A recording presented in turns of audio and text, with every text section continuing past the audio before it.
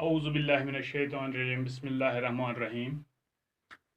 Class 8 subject science, topic biodiversity, flora and फाना।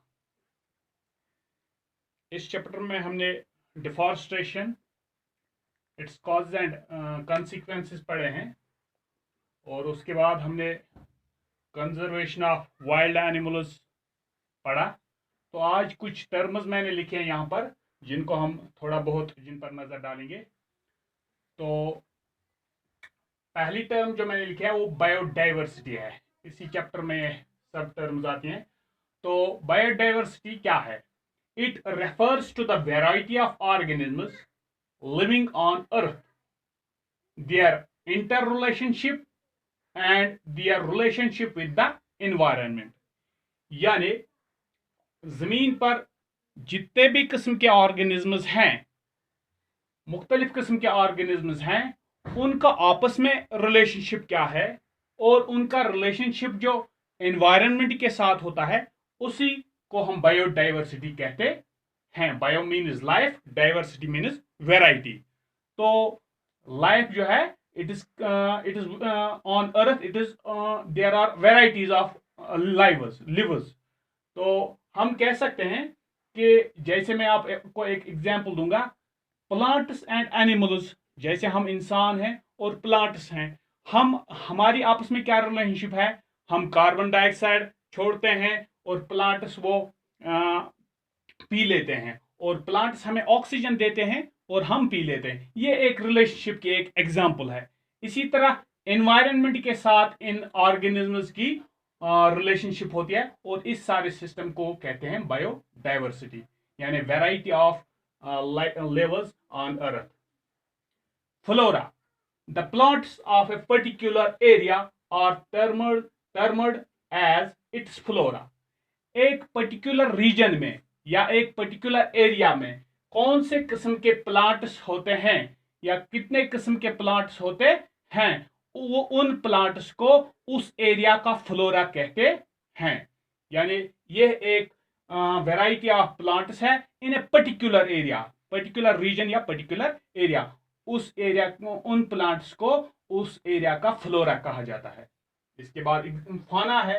फाना is the same it but the animals of A particular area. एक particular area में या particular reason में कौन से एनिमल्स रहते हैं, उन एनिमल्स को उस एरिया का फाना कहा जाता है।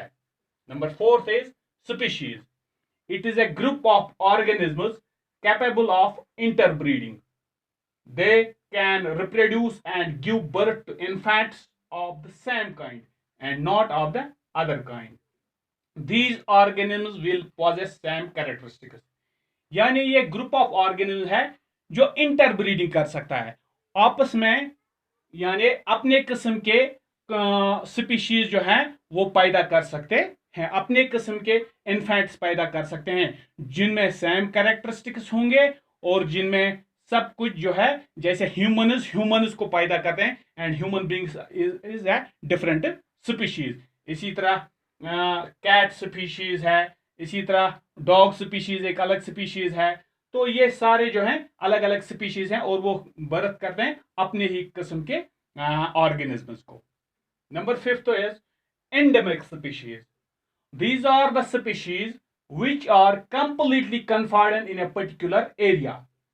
यानी कोई ऐसी स्पीशीज जो सिर्फ एक ही जगह महदूद होती हो, जो सिर्फ एक ही रीजन या एक ही एरिया में महदूद होती है, यानी वो किसी दूसरी जगह फिर नहीं पाई जाती है। जैसे इंडिया में कोई रीजन होगा, वहां पर कुछ कोई ऐसी स्पीशीज पाई जाती है जो दूसरे मुल्क में या दूसरे किसी स्टेट में नहीं पाई जाएगी, तो उस स्पीशीज को एंडेमिक स्पीशीज कहते हैं। That is completely confined in a particular region और particular area. Number 6 is endangered species. Endangered species क्या है? The animals that are gradually decreasing in number and are fear to get extinct in future are known as endangered species.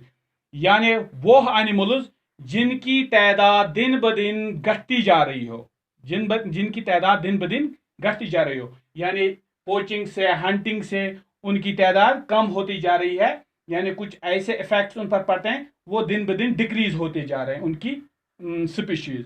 तो फिर क्या होता है, इनको खतरा होता है एक्सटिंक्ट होने का। एक्सटिंक्ट मतलब है खत्म होने का, फियर टू गेट एक्सटिंक्ट, खतरा होता है इस स्पीशीज का खत्म होने का।